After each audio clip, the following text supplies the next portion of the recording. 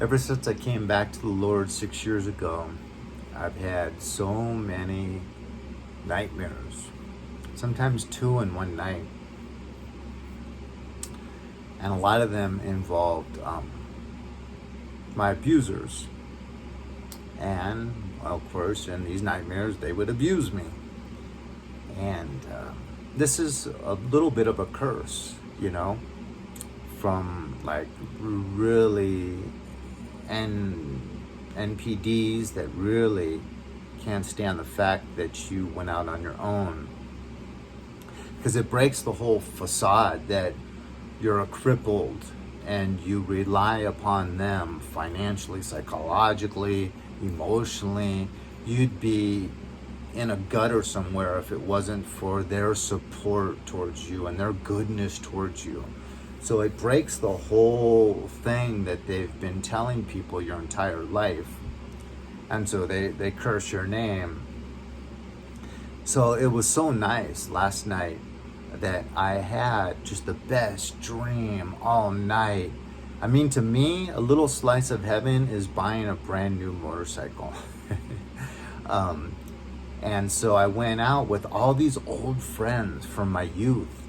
The friends that I was very sinful with, that I used to, go to punk rock shows with and go out to bars. We'd go out in like big groups, like 20, 30 of us, would just take over a bar in downtown Los Angeles, all with our leather biker jackets, our big black boots and whatever. And, but instead, after we purchased new motorcycles, we rode them to like a really nice, it was kind of like a beer garden, but serving coffee. So it was a nice big kind of outdoor area with nice benches. You'd go inside to get the coffee. And so we were enjoying each other's company, laughing, joking, and drinking coffee. And then we went in together, got a second cup, and came back out. And then it's kind of winding down, and we're starting to talk about where we got to be, and it was great seeing you again and whatever. But at 5:30, there was some meeting taking place that had taken place last week, and I met like two modest girls, that weren't showing any skin, but that seemed like good people with pretty faces. And then so I'm getting ready to leave. Some of my friends are going out to their motorcycles, and all of a sudden my ex-wife pops up out of nowhere, and she's just kind of standing where you put the sugar or the cream in your coffee. And I see one of the lovely young ladies that I had met the week prior, and then she was like, "Are you going to the meeting?" And I was like, "What meeting's that?" She was like, "The meeting at 5:30 that I met you at last week." And I was like, I look at my watch and it's like 5:15. I'm like, "Oh yeah, possibly." And then my ex-wife kind of smiles and looks at me and kind of goes, "Sheldon, come on, you told your friend you were going home." And I kind of just turned from her, and she's walking towards like these big heavy glass doors, that you have to push the metal thing before it opens.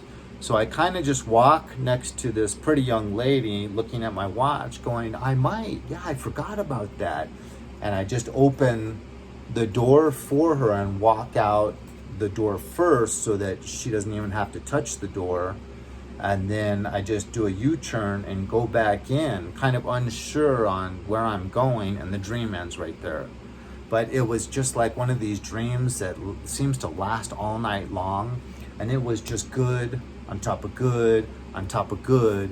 And then it kind of leaves with, even though all my friends have gone and my ex-wife is sitting there going, "You told your friend you're going home."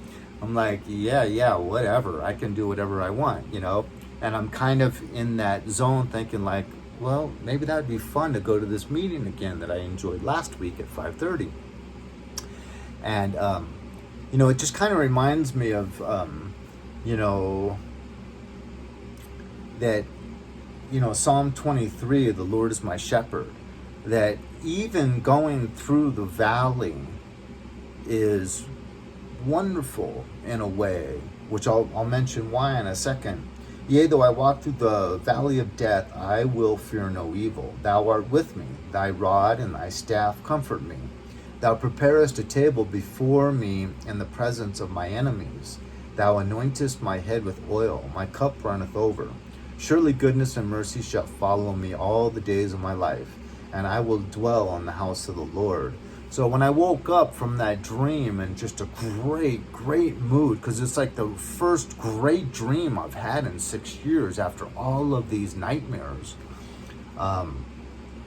it just, this psalm popped into my head, and it's like, you know, look at how it starts. He's walking through the valley of death, you know. He restoreth my soul. He leadeth me in the paths of righteousness. So even when you're going through this valley, it's still like an adventure because the Lord's with you.